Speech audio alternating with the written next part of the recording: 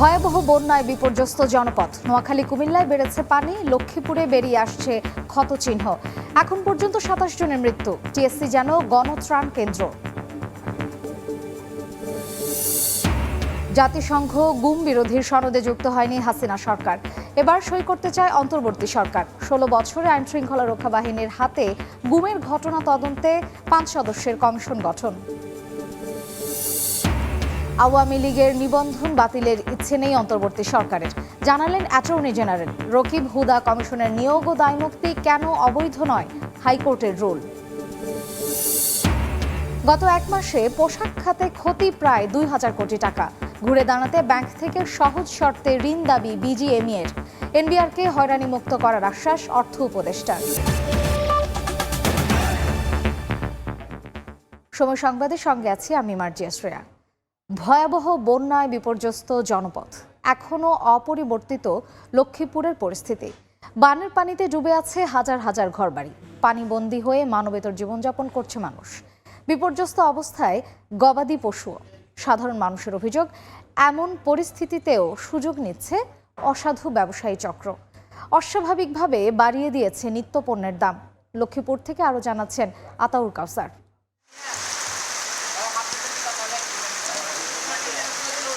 লক্ষ্মীপুর উপজেলার মান্দার ইউনিয়নের ১ নম্বর ওয়ার্ডে এই মুহূর্তে আমরা আছি এবং গত এক সপ্তাহ ধরে এখানে পানি জমে আছে এমনটি জানিয়েছেন এলাকাবাসী এবং তারা বলছেন নৌকা ছাড়া চলাচলের আর কোনো উপায় নেই। আর যার কারণে এই এক সপ্তাহ ধরে পানিবন্দী থাকার পরেও তারা কোনো ধরনের কোনো ত্রাণ পাননি, কোনো সাহায্য সহযোগিতা পাননি। চলাচলের কোনোই উপায় নেই এই নৌকা ছাড়া। যে পরিমাণে পানি এখনো পূর্ব দিক থেকে পশ্চিম দিকে আসছে, এটি যদি অব্যাহত থাকে তাহলে হয়তো আর ২-১ দিন পরে তারা এই বাসায়ও থাকতে পারবেন না। এই আশঙ্কা নিয়েই দিন যাচ্ছে তাদের। সাথে রয়েছে প্রচণ্ড ক্ষুধা, কারণ রান্না করার উপায় নেই, পাচ্ছেন না কোনো ত্রাণ। এমত অবস্থায় সরকারের কাছে স্বেচ্ছাসেবী সংগঠন যারা আছে তাদের সকলের কাছে তারা আকুল আবেদন জানিয়েছেন যেন তাদের দিকে বিশেষভাবে নজর দেওয়া হয়। আশেপাশে কোনো নৌকা নাই, যদি নৌকাতে উঠতে হয় তাহলে এভাবে ভিজে যাইতে হয়। ঘরের ভিতরে পানি, তারপরে খাটের উপরে রাখছি বউ ফোলা পানি নিয়ে, এখন খুব কষ্টে। আমরা তিলে তিলে গড়াই ২ টাকা ১ টাকা করে জমাই এই ঘর দরজা করছি, সান ভাঙি কি অবস্থা হয়ে গেছে। আজকে মনে হয় ১ সপ্তাহ ধরে আমরা পানির নিচে ডুবা। এখানে চারপাশে পানি এমনভাবেই বিস্তৃত হয়েছে যে আসলে নৌকা ছাড়া আর চলাচলের কোনো উপায় নেই। সেক্ষেত্রে আশপাশের বাড়িগুলোর কি অবস্থা সেটি কিন্তু সহজেই বোঝা যায়। যে ঘরগুলো নিচু জায়গায় অবস্থিত সেই অধিকাংশ ঘর পুরোপুরি পানির নিচে তলিয়ে গেছে। ৭ দিন হয়ে গেলেও কোনো রকমের ত্রাণ পায়নি এমনটি বলছেন বন্যায় দুর্গত যে সকল মানুষ আছেন তারা। এই সুযোগে কতিপয় ব্যবসায়ী জিনিসপত্রের দাম এমনভাবে বাড়িয়েছে যে তারা আসলে শুকনা খাবার যে কিনে খাবেন সেই উপায়টিও নেই। ১৫০০ টাকার গ্যাস এখন ২৪০০ টাকা। এই বিপদের মধ্যে এইভাবে দাম দস্তুর বাড়াই দিয়েছে মাল সামানার। গরিবেরা কিভাবে খাইব? মুড়ি ধরনা কাইলিয়া ১১০ টাকা করে কিনছে মানুষে।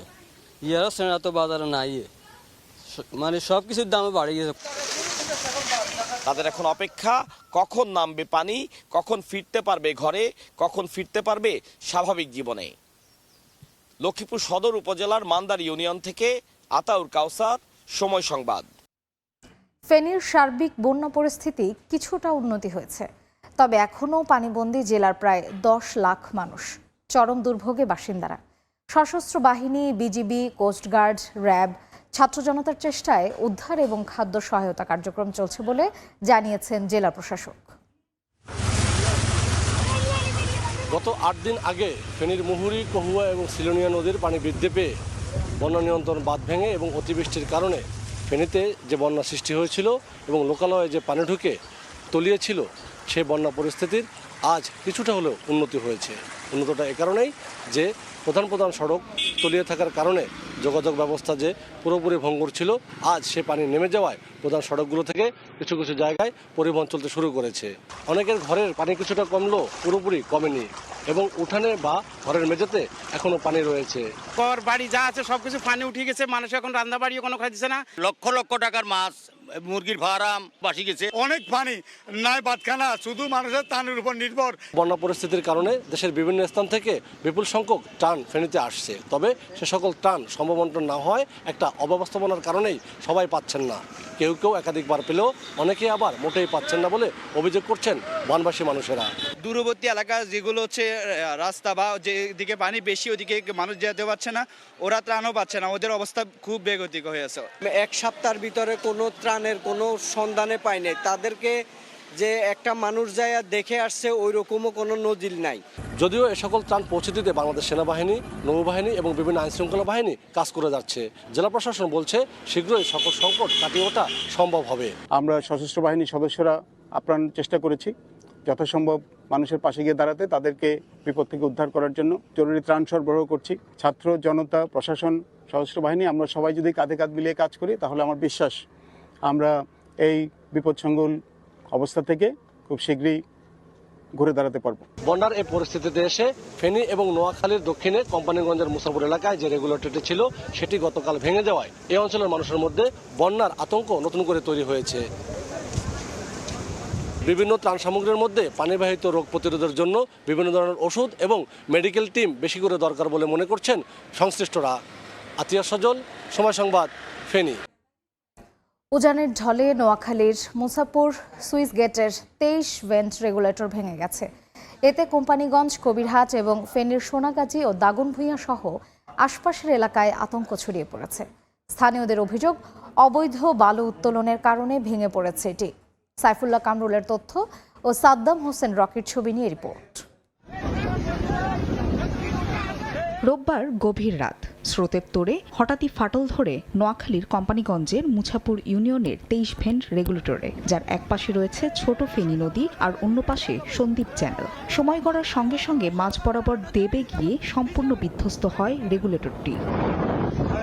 সোমবার দুপুরে ঘটনাস্থলে যান জেলা প্রশাসক, পানি উন্নয়ন বোর্ড সহ সেনাবাহিনীর একটি দল। ভাটার সময় বন্যার পানি নেমে গেলেও জোয়ারে আবার লোকালয়ে পানি প্রবেশের শঙ্কা তাদের। আমার পানি দ্রুত নেমে যাবে, এটা একটা প্লাস পয়েন্ট, কিন্তু আমার সমস্যা হবে যখন আবার জোয়ার আসবে, জোয়ারে পানিগুলো ভিতরে ঢুকে যাবে, ভিতরে ঢুকে গেলে আমার এলাকা লবণাক্ত হয়ে যাবে। যদিও পানি উন্নয়ন বোর্ড বলছে রেগুলেটর ধসে গেলেও বন্যার পানি নিষ্কাশনে কোনো বাধা সৃষ্টি হবে না। 650 মিটার দূরে আপনার হচ্ছে সন্দ্বীপ চ্যানেল অবস্থিত, এখানে ওই ধরনের কোনো কিছু হবে না, কোনো লোকালয় নাই, লোকালয় প্লাবিত হবে না। স্থানীয়দের অভিযোগ, সাবেক সেতুমন্ত্রী ওবায়দুল কাদেরের ছোট ভাই বসুরহাট পৌরসভার মেয়র আব্দুল কাদের মির্জা ও তার সহযোগী মুছাপুর ইউনিয়নের চেয়ারম্যান আয়ুব আলী রেগুলেটরের আশপাশ থেকে বালু উত্তোলন করে বিক্রি করতেন। এতে ঝুঁকি বাড়ে। রেগুলেটরটি ভেঙে যাওয়ায় কোম্পানিগঞ্জের সঙ্গে ফেনীর সোনাগাজীর সড়ক যোগাযোগ সম্পূর্ণ বিচ্ছিন্ন হয়ে গেছে। ছোট ফেনী নদীর পাড়ে বসবাসকারী প্রায় 50টি পরিবার আতঙ্কে ঘরবাড়ি ছেড়ে নিরাপদ আশ্রয়ে চলে গেছে। বৃষ্টির পানি মনে করেন ব্রিজ ভাঙি গেছে, আমাদের জায়গা ভাঙি চলে যেতেছে, ঘর দুয়ার সব কিছু কোনোরকম আমরা যান বাসায় মনে করেন চলে যেতে। ওবায়দুল কাদেরের ভাই আব্দুল কাদের মির্জা, তার নেতৃত্বে মুসাপুর ইউনিয়নের চেয়ারম্যান, তারা বালু উত্তোলন করে সম্পূর্ণ কোল করে ফেলেছে। আব্দুল কাদের মির্জা সহ তারা সিন্ডিকেট হয়ে এই বালু তোলার কারণে এই পরিস্থিতি সৃষ্টি হয়েছে আজকে। 2005 সালে কোম্পানিগঞ্জ উপজেলার মুছাপুর ইউনিয়নে নদী ভাঙন রোধে উপকূলীয় এলাকায় 23 ভেন্টের এই রেগুলেটর নির্মাণ করা হয়। পানি উন্নয়ন মন্ত্রণালয়ের নিজস্ব অর্থায়নে 23টি রেডিয়াল গেট ও ফ্লাপ গেট স্থাপনে ব্যয় ধরা হয় 19,44,74,000 টাকা।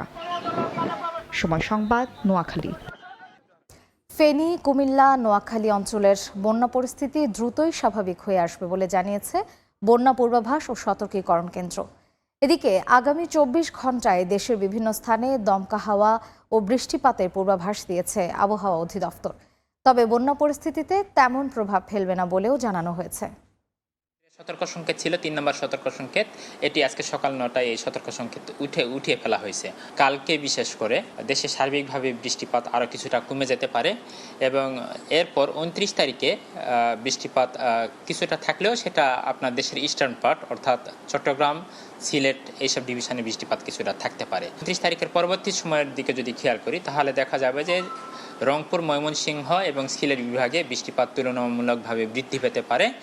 আর এছাড়া আপনার দেশের যে অন্যান্য জায়গাগুলো আছে সেই জায়গাগুলোতে উল্লেখযোগ্য বৃষ্টিপাত হওয়ার তেমন সম্ভাবনা নেই। দেশের পূর্বাঞ্চলীয় বন্যাক্রান্ত জেলাগুলোর প্রায় সবগুলোতেই পানির সমতল হ্রাস পেয়েছে এবং গত 72 ঘন্টায় 13টি পয়েন্টে থেকে বর্তমানে একটি পয়েন্টে পানি বিপদসীমার উপর দিয়ে প্রবাহিত হচ্ছে, অর্থাৎ 12টি পয়েন্টই পানি বিপদসীমার নিচে নেমে এসেছে এবং আগামী 24 ঘন্টায় পানি বিপদসীমার নিচে নেমে আসার সম্ভাবনা রয়েছে। বন্যায় এখনও 12 লাখের বেশি পরিবার পানিবন্দী। এ পর্যন্ত 27 জনের মৃত্যু ও 2 জন নিখোঁজ রয়েছেন। বন্যার্তদের সরকার, বৈষম্যবিরোধী ছাত্র আন্দোলন সহ বিভিন্ন বেসরকারি সংস্থা প্রতিদিন ত্রাণ সামগ্রী পৌঁছে দিচ্ছে। দুর্গম এলাকায় হেলিকপ্টারের মাধ্যমে সহযোগিতা পাঠানো হচ্ছে বলেও জানান দুর্যোগ ব্যবস্থাপনা ও ত্রাণ মন্ত্রণালয়ের উপদেষ্টা ফারুক ই আজম। বন্যা কবলিত 11টি জেলার 74টি উপজেলায় এখনও পানিবন্দী 12,07,429টি পরিবার। ক্ষতিগ্রস্ত মানুষের সংখ্যা প্রায় 57 লাখ। সরকারি বেসরকারি বিভিন্ন সংস্থা ও বৈষম্য বিরোধী ছাত্র আন্দোলনের পক্ষ থেকে বিপুল পরিমাণ ত্রাণ সামগ্রী ও নগদ অর্থ বিতরণ করা হলেও প্রত্যন্ত ও দুর্গম এলাকায় ত্রাণ না পাওয়ার পাশাপাশি বিতরণে সমন্বয়হীনতার অভিযোগ রয়েছে। এ অবস্থায় দুপুরে সচিবালয়ে যৌথ সংবাদ সম্মেলনে বন্যা পরিস্থিতি ও ত্রাণ কার্যক্রম নিয়ে বিস্তারিত তুলে ধরা হয়। সাধারণ মানুষের দেয়া ত্রাণ সামগ্রী কিভাবে দুর্গত এলাকায় পৌঁছে দেওয়া হচ্ছে এসব তথ্য তুলে ধরেন বৈষম্য বিরোধী ছাত্র আন্দোলনের সমন্বয়ক ও এনজিও প্রতিনিধিরা। বাংলাদেশের মানুষের যে আসলে এক এবং অভিন্ন যে কোনো সংকট নিরসনে তারা যে রাজপথ থেকে শুরু করে সাহায্যের হাত বাড়িয়ে দিতে পারে সেটা কিন্তু আমাদের কাছে খুবই স্পষ্ট। 6 দিনে নগদ অর্থ কালেকশন হয়েছে 5,73,99,690 টাকা। এ সময় সবশেষ বন্যা পরিস্থিতি ও সার্বিক ক্ষয়ক্ষতির তথ্য জানান মন্ত্রণালয়ের অতিরিক্ত সচিব KM আলী রেজা। ক্ষতিগ্রস্ত লোকের সংখ্যা 56,19,375 জন। মৃতের সংখ্যা 27। পূর্বাঞ্চল এবং দক্ষিণ পূর্বাঞ্চলের অধিকাংশ জায়গাতেই পানি হ্রাস পাবে। এদিকে সরেজমিন ঘুরে দুর্গত এলাকার চিত্র তুলে ধরে দুর্যোগ ব্যবস্থাপনা ও ত্রাণ উপদেষ্টা জানান প্রত্যন্ত অঞ্চলে হেলিকপ্টারের মাধ্যমে ত্রাণ সামগ্রী পৌঁছে দেওয়া হচ্ছে। যে স্থান থেকে পানি নেমে যাচ্ছে সেই সমস্ত জায়গায় যাতে ত্রাণ পরিবহনের ব্যবস্থা করা যায় সেই উদ্যোগ গ্রহণ করেছে এবং অনেক ক্ষেত্রে যেখানে আরও দুর্গম এলাকা সেখানে সেনাবাহিনী এবং অন্যান্য বাহিনীরা হেলিকপ্টারের মাধ্যমে ত্রাণ পৌঁছাচ্ছে। বন্যা কবলিত প্রতিটি এলাকার ক্ষতিগ্রস্ত মানুষের জন্য পর্যাপ্ত ত্রাণ সামগ্রী মজুদ থাকার কথাও জানায় মন্ত্রণালয়। প্রসূন আশিস, সময় সংবাদ, ঢাকা। টানা 600 দিনের মতো ঢাকা বিশ্ববিদ্যালয়ের টিএসসিতে চলছে গণত্রাণ সংগ্রহ কার্যক্রম। ধর্ম, বর্ণ নির্বিশেষে দেশের বিভিন্ন জেলার বন্যা কবলিতদের পাশে দাঁড়াচ্ছেন নানা শ্রেণী পেশার মানুষ। পর্যাপ্ত জায়গা না থাকায় এদিন নগদ অর্থ ছাড়া কিছুই জমা নেওয়া হয়নি টিএসসি প্রাঙ্গণে। বন্যার্তদের জন্য ঢাকা বিশ্ববিদ্যালয়ে চলছে গণত্রাণ সংগ্রহ কর্মসূচি। মাত্র 5 দিনেই বিশ্ববিদ্যালয়ের বিভিন্ন প্রাঙ্গণ যেন এক একটি ত্রাণের পাহাড়। এখন পর্যন্ত মোট 6,77,00,000 টাকা সংগ্রহের পাশাপাশি জমা পড়েছে বিপুল পরিমাণ শুকনো খাবার, পানি, শিশু খাদ্য, কাপড়, ঔষধ সহ বিভিন্ন পণ্য। এসব ত্রাণ সামগ্রী পৌঁছেও যাচ্ছে নির্দিষ্ট গন্তব্যে। বৈষম্যহীন বাংলাদেশের আরও এক দৃষ্টান্ত ঢাকা বিশ্ববিদ্যালয়। যেসব জায়গায় আমাদের আওতার ভিতরে আছে সেই জায়গাগুলো সেনাবাহিনী এবং আমাদের টিম রেস্কিউ টিমে কাজ করে এই সাপোর্টটা দিচ্ছে। যারা পানিবন্দী আছে তারা কি অনেক কষ্ট আছে, তাদের সুখের জন্য, তাদের একটু কাপড়ের জন্য, তাদের একটু শুকনো খাবারের জন্য আমরা কষ্ট এই কাজটা করতেছি। অল্প কিছু টাকা জমলে এখানেই দেন, ট্রাকে করে পিকনিক করার কোনো মানে হয় না। এখানে কাজ করেন, কোনোভাবে কাজ করলেই হয়। ওই এলাকার প্রশাসন হোক, যে মানুষগুলো ডিস্ট্রিবিউট করছে তারা হোক, তাদের প্রতি বিনীত নিবেদন, এই দুর্যোগকালীন সময় দয়া করে নীতি নৈতিকতা হারাবেন না, ব্যক্তিত্ববোধ হারাবেন না। বায়াসড হয়ে খালি নিজের কাছের কিছু মানুষ, নিজের পরিচিত কিছু এলাকা এরকম জায়গায় বারবার না দিয়ে সবার কথা চিন্তা করে যেন সবার কাছে যায় ত্রাণটা একবারের জন্য হলেও, এটা সবার প্রতি অনুরোধ। পর্যাপ্ত জায়গা না থাকায় 6ষ্ঠ দিনে এসে ত্রাণ সংগ্রহের স্থান টিএসসি থেকে সরিয়ে নেওয়া হয় জিমনেশিয়ামে।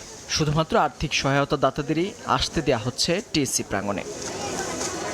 জন্মদিনের টাকা, কোর্সের ফি, আবার কেউ ব্যাংকে জমানো টাকা নিয়েই ভিড় করছেন টিএসসি চত্বরে। কোডিং এর কোর্সের জন্য জমাইছিলাম, এখন ওখানে জমা দিয়েছি। মেয়ে বলছে যে আমি আবার যাব, তো ওর জমানো কিছু টাকা ছিল সেগুলো আজকে দিয়ে গেল। আমাদের ছাত্ররা যেভাবে এগিয়ে আসতেছে, আমাদের গার্ডিয়ানদেরকে ওইভাবে এগিয়ে আসা উচিত। এইগুলি সুন্দরভাবে আগায় নিয়ে যাক, এইটাই আমরা আর হানাহানি মারামারি দেখতে চাই না। সবাই বলছেন বানভাসী মানুষের পাশে দাঁড়ানোর মধ্য দিয়ে সূচনা হলো নতুন এক বাংলাদেশের, যোগাচ্ছে সাহসও। মেহেদী হাসান, সময় সংবাদ, ঢাকা। আন্তর্জাতিক আহ্বানের পরও গত ১৬ বছরে জাতিসংঘ গুম প্রতিরোধ সনদে যুক্ত হয়নি শেখ হাসিনা সরকার। তবে এই সনদে যুক্ত হওয়ার পদক্ষেপ নিয়েছে অন্তর্বর্তী সরকার। ৩০ আগস্ট আন্তর্জাতিক গুম বিরোধী দিবসের আগেই যুক্ত হতে চায় বাংলাদেশ। এদিকে গত ১৬ বছরে আইনশৃঙ্খলা রক্ষা বাহিনীর হাতে গুমের ঘটনা তদন্তে কমিশন গঠন করেছে সরকার। রাষ্ট্রীয় সংস্থা ব্যবহার করে রাজনৈতিক প্রতিপক্ষ কিংবা সমালোচকদের গুম ও অপহরণের পাহাড় সম অভিযোগ ৫ আগস্ট ছাত্র জনতার গণ অভ্যুত্থানে পতিত শেখ হাসিনা সরকারের বিরুদ্ধে। মানবাধিকার লঙ্ঘনের অভিযোগে র্যাবের বিরুদ্ধে নিষেধাজ্ঞাও আরোপ করে যুক্তরাষ্ট্র। গত ১৬ বছরে র্যাব, পুলিশ সহ আইনশৃঙ্খলা বাহিনীর হাতে কত গুমের ঘটনা ঘটেছে তা তদন্তে অবসরপ্রাপ্ত বিচারপতি মঈনুল ইসলাম চৌধুরীর নেতৃত্বে মঙ্গলবার একটি কমিশন গঠন করেছে সরকার। ৫ সদস্যের এই কমিশনকে ৪৫ কার্যদিবসের মধ্যে প্রতিবেদন জমা দিতে হবে। গুম প্রতিরোধে জাতিসংঘের একটি সনদ থাকলেও গত ১৬ বছরে আওয়ামী লীগ সরকার তাতে স্বাক্ষর করেনি। জাতিসংঘের বাধ্যতামূলক ৯টি সনদের মধ্যে ৮টিতেই সই করলেও আন্তর্জাতিক চাপ থাকা সত্ত্বেও গুম প্রতিরোধ বিষয়ক কনভেনশনটি বারবার এড়িয়ে যায় শেখ হাসিনা সরকার। অন্তর্বর্তীকালীন সরকার দায়িত্ব নেওয়ার পর থেকেই মানবাধিকার ইস্যুতে গুরুত্ব দেওয়ার কথা জানাচ্ছে। এবারে গুমবিরোধী আন্তর্জাতিক সনদে যুক্ত হতে যাচ্ছে বাংলাদেশ। ২৫ আগস্ট জাতির উদ্দেশ্যে ভাষণে বিষয়টি নিশ্চিত করেন অন্তর্বর্তীকালীন সরকারের প্রধান উপদেষ্টা ডক্টর মোহাম্মদ ইউনূস। আমরা মানবাধিকার আইন সহ সকল আন্তর্জাতিক আইনের প্রতি শ্রদ্ধাশীল। আমাদের পক্ষ থেকে গুম বিষয়ক আন্তর্জাতিক চুক্তির পক্ষরাষ্ট্র হওয়া সহ বিভিন্ন পদক্ষেপ নেওয়া হয়েছে। ইতিমধ্যে পক্ষভুক্ত এমন সকল আঞ্চলিক ও দ্বিপাক্ষিক চুক্তি ও সমঝোতা বাস্তবায়ন করে যাব। সূত্র জানায়, গত কয়েকদিনে পররাষ্ট্র মন্ত্রণালয়ে গুম বিরোধী সনদ সইয়ের বিষয়ে ২টি আন্তঃমন্ত্রণালয় বৈঠক হয়।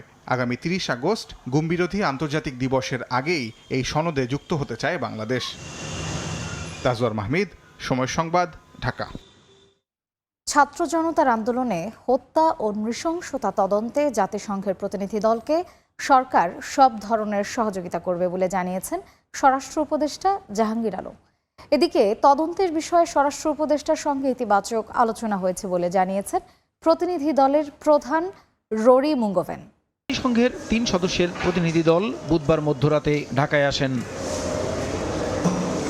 জাতিসংঘের হাইকমিশনার দপ্তরের এশিয়া প্রশান্ত মহাসাগরীয় অঞ্চলের প্রধান বরি মুঙ্গোভেনের নেতৃত্বে প্রতিনিধি দলটি মঙ্গলবার সকালে স্বরাষ্ট্র উপদেষ্টা অবসরপ্রাপ্ত লেফটেন্যান্ট জেনারেল জাহাঙ্গীর আলমের সঙ্গে সাক্ষাৎ করেন।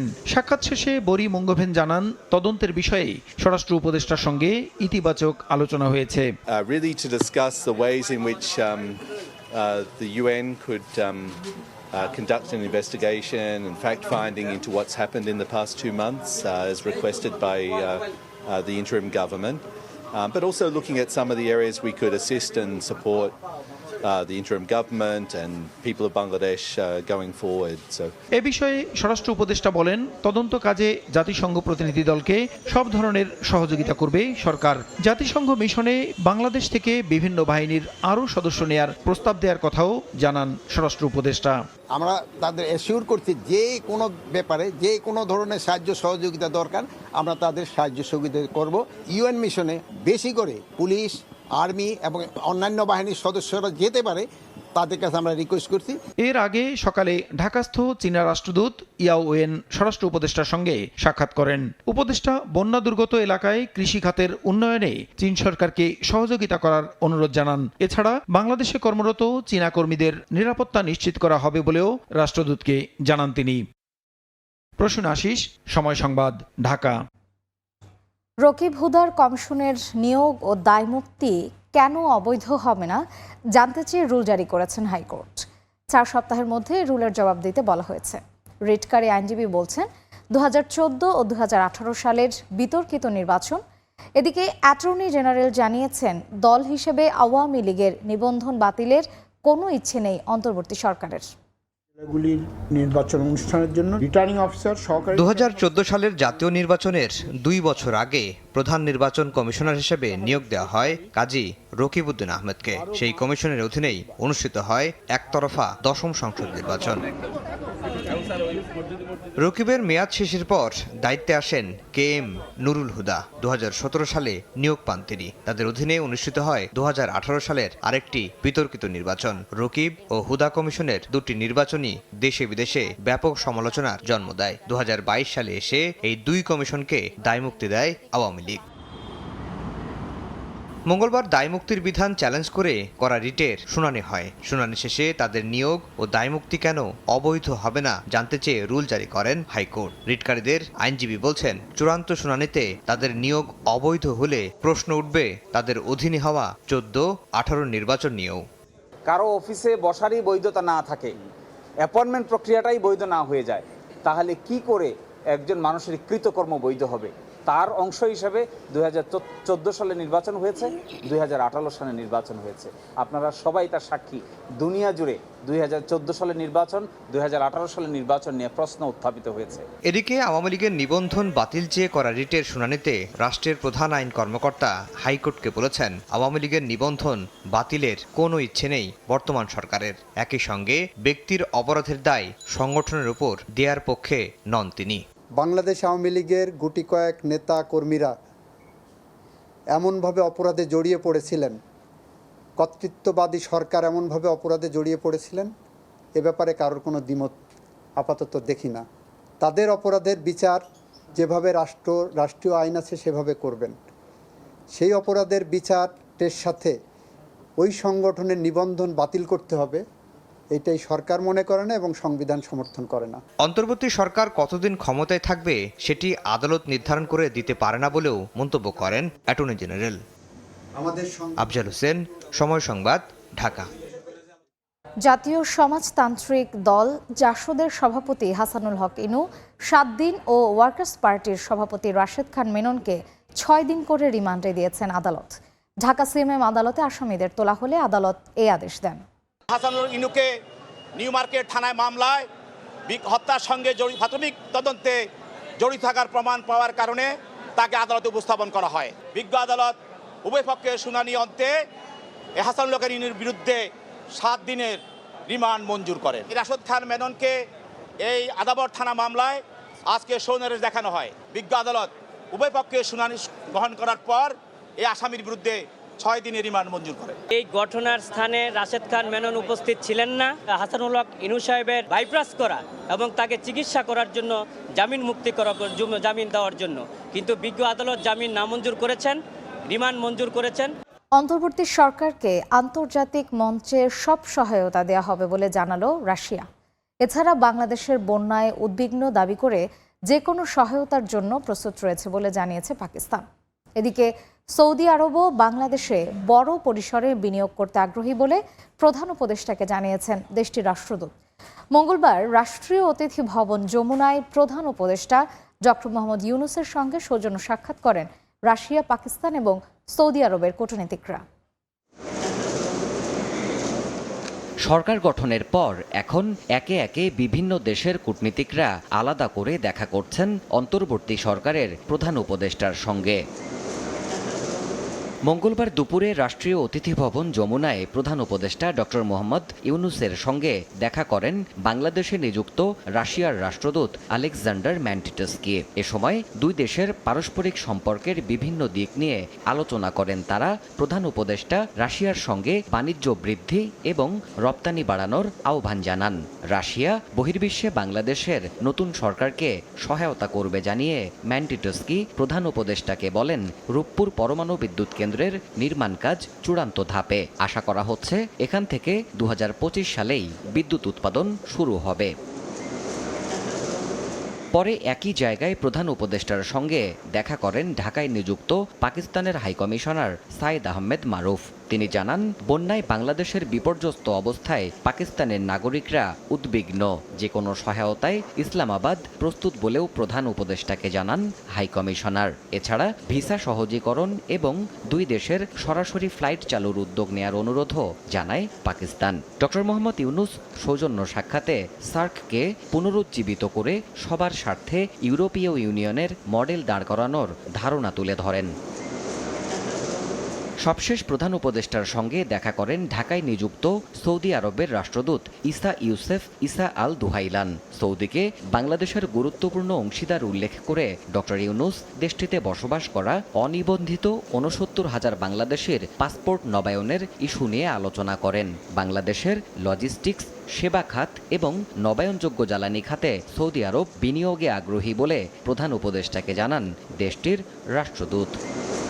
দেবাশিস রায়, সময় সংবাদ, ঢাকা। এখন থেকে আর নির্বাহী আদেশে নয়, গণশুনানির ভিত্তিতেই নির্ধারিত হবে গ্যাস বিদ্যুতের দাম। সন্ধ্যায় জারি করা হয় এ সংক্রান্ত অধ্যাদেশ। রাষ্ট্রপতির জারি করা এই অধ্যাদেশে Bangladesh energy regulatory commission BERC আইনের ৩৪ ক ধারা বিলুপ্ত করা হয়, যার ফলে এখন থেকে আর নির্বাহী আদেশে গ্যাস বিদ্যুতের দাম সমন্বয় করতে পারবে না সরকার। আগের মতোই গণশুনানির ভিত্তিতে দাম ঠিক করবে Bangladesh energy regulatory commission BERC. ২০২২ সালের ডিসেম্বরে আওয়ামী লীগ আমলে বিশেষ পরিস্থিতিতে নির্বাহী আদেশে সরকারকে গ্যাস বিদ্যুতের দাম সমন্বয়ের ক্ষমতা দিয়ে অধ্যাদেশ জারি করা হয়েছিল। এর আগে এককভাবে এই এখতিয়ার ছিল বিইআরসির। মঙ্গলবার জারি করা অধ্যাদেশের ফলে এখন থেকে গণশুনানির ভিত্তিতে গ্যাস বিদ্যুতের দাম নির্ধারণের একক ক্ষমতা আবারও ফিরে পেল বিইআরসি। দ্রুত সময়ের মধ্যে নির্বাচনের রোড ম্যাপ ঘোষণা করতে অন্তর্বর্তীকালীন সরকারের প্রতি আহ্বান জানিয়েছেন বিএনপির স্থায়ী কমিটির সদস্য মেজর অবসরপ্রাপ্ত হাফিজউদ্দিন আহমেদ।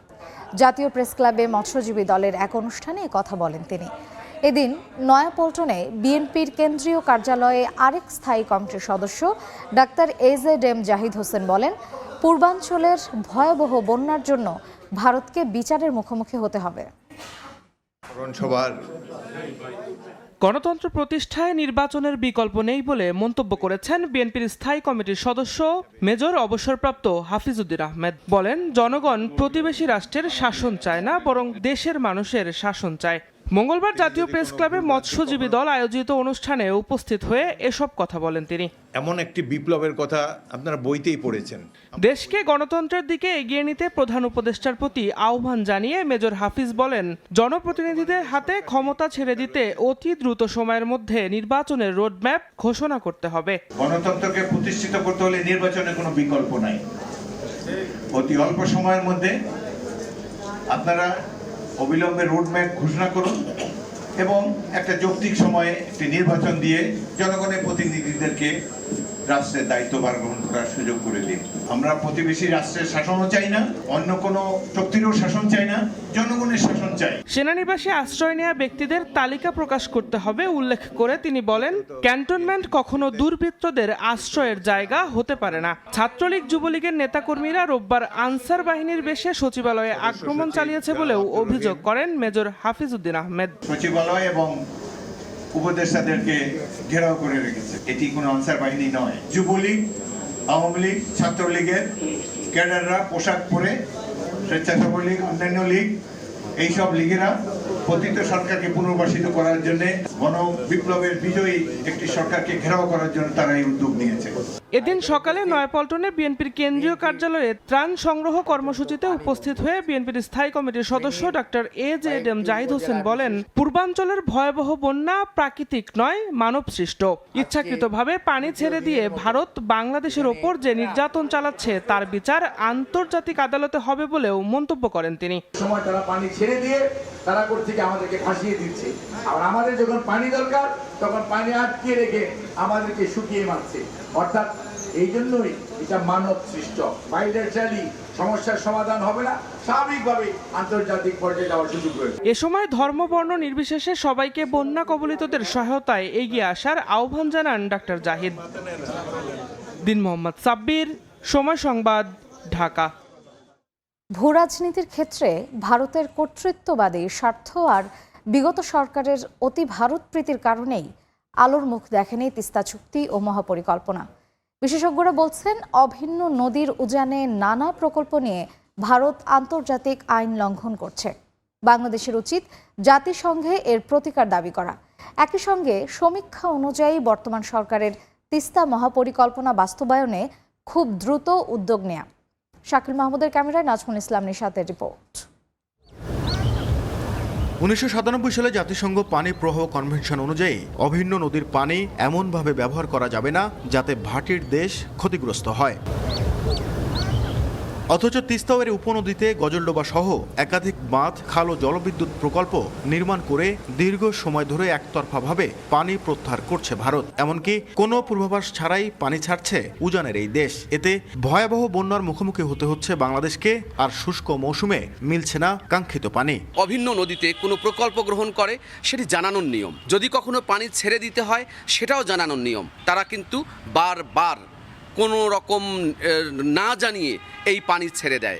এমন পরিস্থিতিতে দাবি ওঠে তিস্তা মহাপরিকল্পনা বাস্তবায়নের। 2018 সালে যার একটি সমীক্ষা শেষ করে চীন, কিন্তু ভূরাজনৈতিক দ্বৈরথে সেই প্রকল্প ভারতের হস্তক্ষেপে ঝুলে যায়। অধিকার কর্মীরা বলছেন, ভারতের কর্তৃত্ববাদী স্বার্থ আর বিগত সরকারের অতি ভারত প্রীতির কারণে শুধু তিস্তা মহাপরিকল্পনাই নয়, আটকে আছে তিস্তা চুক্তিও। কেন এই অঞ্চলের মানুষ ভারতের বিরোধিতা করতেছে? কারণ তিস্তার 1.5 যুগ ধরে ঝুলে আছে। এখানে আমাদের দেশের যে স্বার্থ, বন্ধুত্বমূলক স্বার্থ এখানে রূপান্তরিত হয় নাই, কর্তৃত্ববাদী স্বার্থ রূপান্তরিত হয়েছে। ভারতের এমন আগ্রাসী নীতির কারণে মারাত্মক সংকটে উত্তরের জনজীবন, চাষাবাদ, প্রাণবৈচিত্র্য সহ সামগ্রিক পরিবেশ। প্রত্যাশা, বর্তমান সরকারের হাত ধরেই বাস্তবায়নের পথে হাঁটবে উত্তরের কোটি মানুষের স্বপ্ন তিস্তা মহাপরিকল্পনা। একই সঙ্গে আলোর মুখ দেখবে তিস্তা চুক্তিও।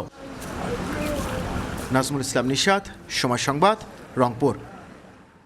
সমতলের স্বাধীনতার স্বাদ এখনও পার্বত্য অঞ্চলের মানুষের কাছে অধরা বলে মন্তব্য করেছেন আয়নাঘর থেকে সদ্য মুক্তি পাওয়া মাইকেল চাকমা। জাতীয় প্রেস ক্লাবে সংবাদ সম্মেলনে United People's Democratic Front UPDF এর অন্যতম এই সংগঠক অভিযোগ করেন, হাসিনা সরকারের দোসররা এখনও বহাল তবিয়তে আছে পার্বত্য অঞ্চলে। পাহাড়ে শান্তি ফেরাতে সরকারের কাছে 8 দফা দাবিও জানিয়েছে সংগঠনটি। পার্বত্য অঞ্চলের সংগঠন United People's Democratic Front UPDF এর সংগঠক মাইকেল চাকমা সদ্য মুক্তি পেয়েছেন আয়নাঘর থেকে। মঙ্গলবার জাতীয় প্রেস ক্লাবে আয়োজিত সংবাদ সম্মেলনে তার উপর ঘটে যাওয়া অমানবিক নির্যাতনের বর্ণনা দেন তিনি। এটুকু আমি বলতে পারি, ওই আয়নাঘর সম্বন্ধে সেটা হচ্ছে অনেক একটা অমানবিক। হিটলার যেভাবে কনসেন্ট্রেশন ক্যাম্পের লোকজনকে ধরে নিয়ে রাখতো, ঠিক সেরকমই একটা আমরা ধরে নিতে পারি যে সেরকম একটা জায়গা যেখানে মানুষকে তার সমস্ত মানবাধিকার থেকে লঙ্ঘন করে তাকে অমানবিক চরম অমানবিক অবস্থায় রাখা হয়। ছাত্র জনতার অভ্যুত্থানে বাংলাদেশ স্বাধীনতার স্বাদ পেলেও পার্বত্য অঞ্চল এখনো অন্ধকারেই রয়ে গেছে বলে মনে করেন মাইকেল চাকমা। দেশের মানুষ এখন মুক্ত হাওয়ায় প্রাণ ভরে শ্বাস নিতে পারছে, কিন্তু দুঃখের সাথে বলতে হচ্ছে পার্বত্য চট্টগ্রামের জনগণ এখনো স্বাধীনতার সেই স্বাদ পায়নি। পাহাড়ে এখনো পরিবর্তনের হাওয়া পৌঁছেনি। আওয়ামী সরকারের আমলে যে শান্তি চুক্তি হয় তার মধ্য দিয়ে পাহাড়ে শান্তি ফেরেনি বলেও অভিযোগ করেন মাইকেল চাকমা। পার্বত্য অঞ্চলে সংগঠিত সকল হত্যার বিচারের জন্য বিশেষ ট্রাইব্যুনাল এবং বিচার প্রক্রিয়ায় জাতিসংঘকে যুক্তের আহ্বান জানান তিনি। শান্তি চুক্তির ব্যাপারে আমাদের অবস্থানটা পরিষ্কার ছিল যে আমরা এই চুক্তিকে একটা অপূর্ণাঙ্গ চুক্তি আমরা মনে করি, যে এই চুক্তির মাধ্যমে পার্বত্য চট্টগ্রামের প্রকৃত শান্তি প্রতিষ্ঠা হয়নি। সকল হত্যাকাণ্ড ও মানবাধিকার লঙ্ঘনের বিচারের জন্য বিশেষ ট্রাইব্যুনাল গঠন করতে হবে এবং তদন্ত ও বিচার প্রক্রিয়ায় জাতিসংঘকে যুক্ত করতে হবে। ইউপিডিএফ এর সকল কারাবন্দীদের মুক্তিও চান মাইকেল চাকমা। গত 15 বছরের শাসনামলে ইউপিডিএফকে স্বাভাবিক গণতান্ত্রিক কার্যক্রম চালাতে দেওয়া হয়নি। নিবিড় সাহা, সময় সংবাদ, ঢাকা। নিখোঁজের 3 দিন পর ব্রাহ্মণবাড়িয়ায় 2 মাদ্রাসা ছাত্রীর মরদেহ উদ্ধার হয়েছে। পলাতক শিক্ষক জুনায়েদ হত্যায় জড়িত বলে অভিযোগ স্বজনদের। তদন্ত করে দ্রুত আইনের আওতায় আনার আশ্বাস দিয়েছে পুলিশ। 2 ছাত্রীকে মাদ্রাসায় দিয়ে আসার 3 দিন পর রাস্তার পাশে পাওয়া গেল মরদেহ। স্বজনরা জানান, শুক্রবার রাতে ব্রাহ্মণবাড়িয়া সদর উপজেলা ময়না বেগম ইসলামিয়া হাফিজিয়া মহিলা মাদ্রাসার হিফজ বিভাগের 2 শিক্ষার্থী নাইমা ও মাইমুনাকে মাদ্রাসায় দিয়ে আসে তার পরিবার। পরদিন সকালে শিক্ষক মোহাম্মদ জুনায়েদ পরিবারের কাছে ফোন দিয়ে জানায়, নাইমা ও মাইমুনাকে কোথাও পাওয়া যাচ্ছে না। স্বজনরা মাদ্রাসায় এ বিষয়ে জানতে চাইলে ওই শিক্ষক অসংলগ্ন কথাবার্তা বলেন। মঙ্গলবার সকালে সাদিকপুর রাস্তার পাশ থেকে ওই দুই শিক্ষার্থীর মরদেহ উদ্ধার করা হয়। স্বজনদের অভিযোগ, মাদ্রাসার শিক্ষক জুনায়েদ এই হত্যাকাণ্ডের সঙ্গে জড়িত। শুক্রবারে আমার আম্মু এদেরকে নিয়ে মাদ্রাসায় আসে। মাদ্রাসায় আসার পরে ওদের মাদ্রাসা দিয়ে আসে। দেওয়ার পরে শনিবার সকালবেলা আমাদের বাসায় কল যায়। কল যাওয়ার বলতেছে যে আপনাদের মেয়ে তো আমরা মাদ্রাসায় পাইতেছি না। আজকে হজরের সময় আমার ভাইয়া গেছেন মসজিদ আজান দিত, গিয়া দেখে হাতের মাঝে দুইটা মানুষ ডকুমেন্ট দেন, সিসি ক্যামেরার আমার দেখান কিভাবে বাইরের লোক কি কেমনে গেল, কার সাথে গেল। অভিযুক্ত ওই শিক্ষকের সঙ্গে যোগাযোগের চেষ্টা করলেও ফোন বন্ধ পাওয়া যায়। এদিকে তদন্ত করে জড়িতদের দ্রুত আইনের আওতায় আনার আশ্বাস পুলিশের। পিএম রিপোর্ট প্রাপ্তি সাপেক্ষে আমরা আসল ঘটনা জানতে পারবো। এই বিষয়টা পুরো বিষয়টা তদন্তাধীন আছে। তদন্ত সাপেক্ষে আইনগত ব্যবস্থা গ্রহণ করা হইবে। নিহত নাইমা আক্তারের বাড়ি সদর উপজেলার কালিসীমায় এবং মাইমুনা আক্তারের বাড়ি একই উপজেলার সাদিকপুরে। উজ্জ্বল চক্রবর্তী, সময় সংবাদ, ব্রাহ্মণবাড়িয়া। গত এক মাসে পোশাক খাতে উৎপাদন ব্যাহত হওয়ায় ক্ষতি হয়েছে প্রায় 2000 কোটি টাকা। ঘুরে দাঁড়াতে ব্যাংক থেকে সহজ শর্তে ঋণ দাবি করেছে বিজিএমইএ। একই সঙ্গে 2029 সাল পর্যন্ত জিএসপি সুবিধা বহাল রাখা ও শিল্প কারখানায় নিরাপত্তার দাবি জানান ব্যবসায়ী নেতারা। এনবিআরকে হয়রানি মুক্ত করা সহ সর্বোচ্চ ব্যবসা বান্ধব পরিবেশ নিশ্চিত করার আশ্বাস দিয়েছেন অর্থ উপদেষ্টা। ব্যবসায়ী ও এনবিআরের সঙ্গে বৈঠক শেষে এই আশ্বাস দেন অর্থ উপদেষ্টা। ছাত্র আন্দোলন, বন্যাসহ বিভিন্ন কারণে ক্ষতিগ্রস্ত হয়েছে ব্যবসা ও বিনিয়োগ পরিবেশ। তাতে উদ্বিগ্ন ব্যবসায়ীরা। মঙ্গলবার আগারগাঁওয়ে পরিকল্পনা মন্ত্রণালয়ের অর্থ উপদেষ্টা কার্যালয়ে একের পর এক বৈঠক করেন বিভিন্ন খাতের ব্যবসায়ী নেতারা। বৈঠক শেষে বিজিএমইএ নেতারা সাংবাদিকদের জানান, সাম্প্রতিক ঘটনায় তৈরি পোশাক খাতে ক্ষতি হয়েছে প্রায় 2000 কোটি টাকা। এনবিআর, এলসি সহ নানা ইস্যুতে কথা হয়েছে বলেও জানান তারা। এখন এলসি করতে গেলে ওই মার্জিন চাওয়া হচ্ছে, এইগুলো আমরা তুলে ধরেছি এবং এই ব্যাপারে উনি বাংলাদেশ ব্যাংকের গভর্নরের সাথে কথা বলে বা অর্থ সচিবের সাথে কথা বলে এগুলি ব্যবস্থা নেবেন। চাঁদাবাজি হচ্ছে, সেই চাঁদাবাজিগুলো আমরা কনসার্ন এনেছি। উনি এইগুলো ব্যাপারেও আমরা ইমপ্রুভ করার চেষ্টা করছি। ক্ষতি পুষিয়ে নিতে তারা চান সহজ শর্তের ব্যাংক ঋণ। প্রায় 15-16-17 দিনের মতো প্রোডাকশন বন্ধ ছিল, যার ফলে ফ্যাক্টরিগুলি তাদের ডকুমেন্ট হয়তো অন টাইম ব্যাংকে দিতে পারবে না। ফ্লাডের কারণে আমাদের 4-5 দিন অনেক এক্সপোর্ট যেতে পারে নাই। এই সমস্ত কারণ মিলে আমরা একটা সহযোগিতা চেয়েছি। এদিকে অর্থ উপদেষ্টা দপ্তরে আসেন সিটি, মেঘনা, বসুন্ধরা সহ দেশের শীর্ষ কোম্পানিগুলো। বৈঠক শেষে শিল্প মালিকরা জানান, সরবরাহ সহ আমদানি পর্যায়ের সব হালনাগাদ তথ্য সরকারকে জানিয়েছেন তারা। আমরা মাননীয় উপদেষ্টা মহোদয়কে আমাদের বর্তমান যে পরিস্থিতি আছে, আমাদের কোন কোন আইটেম, এসেনশিয়াল আইটেম, তেল, চিনি, ডাল, নুন, গম, এগুলোর বর্তমান পরিস্থিতি ওনাকে অবহিত করছি। ব্যবসায়ীদের সঙ্গে বৈঠক শেষে অর্থ উপদেষ্টা জানান, আর্থিক খাত ও ব্যবসায়িক পরিবেশ ঠিক রাখতে কাজ করছে অন্তর্বর্তী সরকার। তাদের কিছু সমস্যা আমরা আলাপ করেছি, স্পেসিফিক অনেক কতগুলি সমস্যা আছে, সেইগুলো খুব বিশাল কিছু না, সেগুলো অনেক সময় আগের সময়গুলোকে ইগনোর করা হয়েছে, উইল সলভ ইট। পরে এনবিআর কর্মকর্তাদের সঙ্গে আলোচনা শেষে অর্থ উপদেষ্টা জানান, বন্দর থেকে দ্রুত পণ্য খালাসে দূর করা হবে সব প্রতিবন্ধকতা। যে ট্যাক্স দেয় তাকে জোর করে নেওয়া, যে দেয় না তাকে ছেড়ে দাও, এগুলো এখন হবে না। এ সময় হয়রানি ছাড়া সময় মতো রাজস্ব আদায়ের লক্ষ্য পূরণে এনবিআর কর্মকর্তারা তাদের সেবা নিশ্চিত করবে বলেও জানান সংস্থাটির চেয়ারম্যান আব্দুর রহমান। যাতে আমরা দ্রুততম সময় তাদেরকে সার্ভিস দিতে পারি। কাজল আব্দুল্লাহ, সময় সংবাদ, ঢাকা। বাংলা সাহিত্যের অনন্য রূপকার বিদ্রোহী কবি কাজী নজরুল ইসলাম, যিনি এসেছিলেন জ্যৈষ্ঠে আর বিদায় নিয়েছেন ভাদ্রে। যেন ধ্রুবতারার মতোই ছিল তার আবির্ভাব। শোষিত নিপীড়িত মানুষের বঞ্চনার ক্ষোভ দীপ্ত শিখার মতো জ্বলে উঠেছিল তার কণ্ঠে। প্রেম মানবতার কবি নজরুলের আজ ৪৮তম প্রয়াণ দিবস।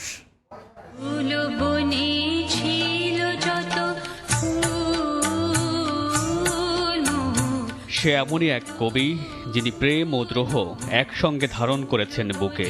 সাম্যের গান যেমন গেয়েছেন, বলেছেন স্বাধীনতার কথাও। জীবনের কোনো কিছুতেই পরোয়া না করা শাশ্বত এই কবি বাঙালির কাজী নজরুল ইসলাম। চোখ মেলেই তিনি যে সমাজ আর রাষ্ট্র দেখেছেন তা ছিল সাপদ সংকুল।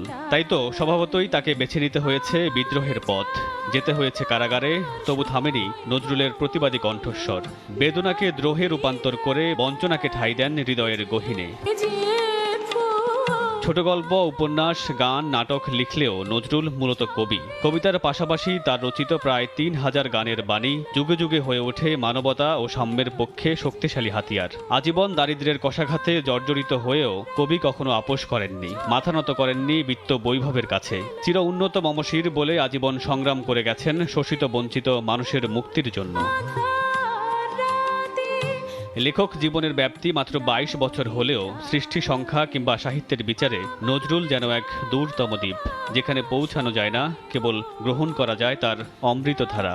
যুগে যুগে কর্তৃত্ববাদী শাসনের বিরুদ্ধে দ্রোহে সংগ্রামে নজরুল এখনও উপস্থিত।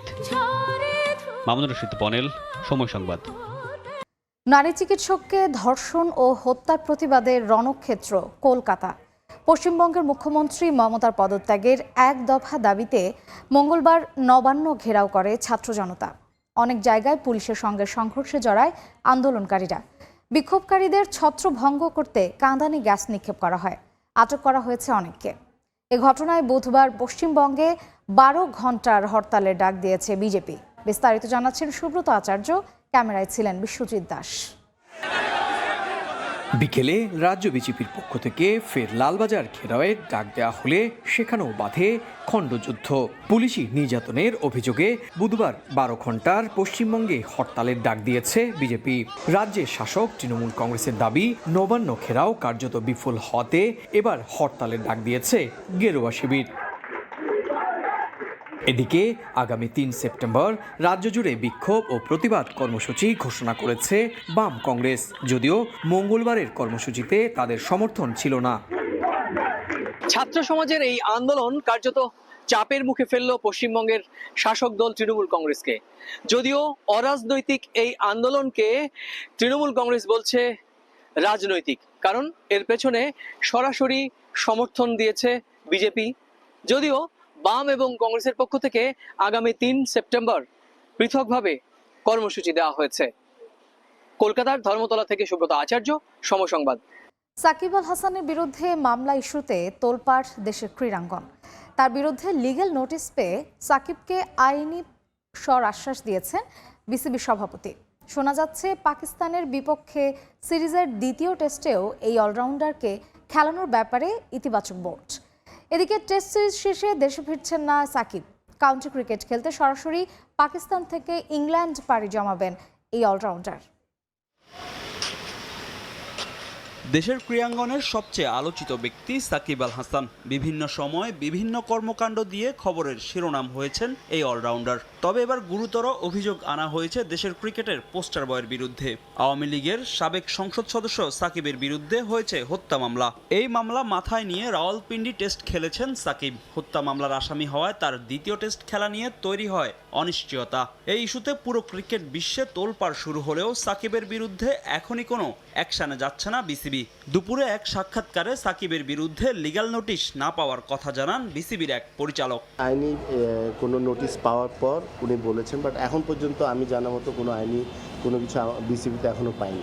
পরে লিগ্যাল নোটিশ পেয়ে তার জবাব দেন বিসিবি সভাপতি। হত্যা মামলা থাকলেও সাকিবকে সব ধরনের আইনি সহযোগিতা দেওয়ার কথা জানান ফারুক আহমেদ। মামলা থাকলেও সাকিবের খেলা চালিয়ে যেতে নেই কোনো সমস্যা। সভাপতি থাকা অবস্থায় এদিকে পাকিস্তান সিরিজ শেষে দলের সঙ্গে দেশে ফিরছেন না সাকিব আল হাসান। বিসিবি থেকে সবুজ সংকেত পাওয়ায় কাউন্টি ক্রিকেট খেলতে পাকিস্তান থেকে সরাসরি ইংল্যান্ডে পাড়ি জমাবেন তিনি।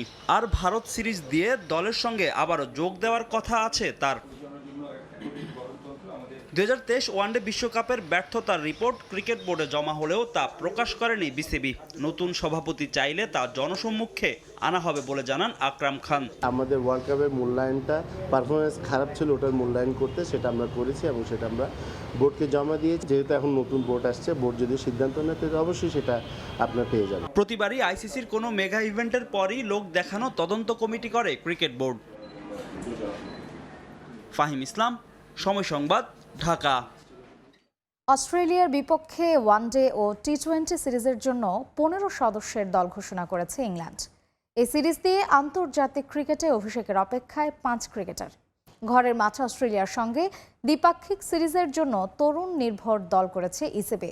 রাখা হয়নি মঈন আলী, জনি বেয়ারস্ট্রো ও ক্রিস জর্ডানদের মতো অভিজ্ঞ ক্রিকেটারদের। তাদের পরিবর্তে টি-20 দলে প্রথমবারের মতো সুযোগ পেয়েছেন Jordan Cox, Dan Mosley, Josh Hull, John Turner ও জ্যাকব বেথেল। এদের মধ্যে জশ হাল ও জন টার্নারকে রাখা হয়েছে ওয়ানডে দলেও। সময় সংবাদের শীর্ষ সংবাদগুলো জানিয়ে দিচ্ছি আরেকবার। ভয়াবহ বন্যায় বিপর্যস্ত জনপদ। নোয়াখালী, কুমিল্লায় বেড়েছে পানি। লক্ষ্মীপুরে বেরিয়ে আসছে ক্ষতচিহ্ন। এখন পর্যন্ত 27 জনের মৃত্যু। টিএসসি যেন গণত্রাণ কেন্দ্র। জাতিসংঘ গুম বিরোধী সনদে যুক্ত হয়নি হাসিনা সরকার।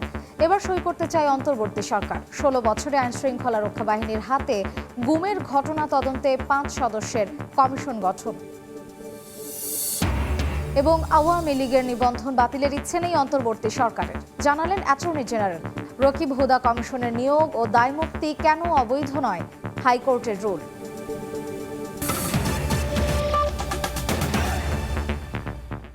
এই ছিল সময় সংবাদে, সঙ্গেই থাকুন সময়ের।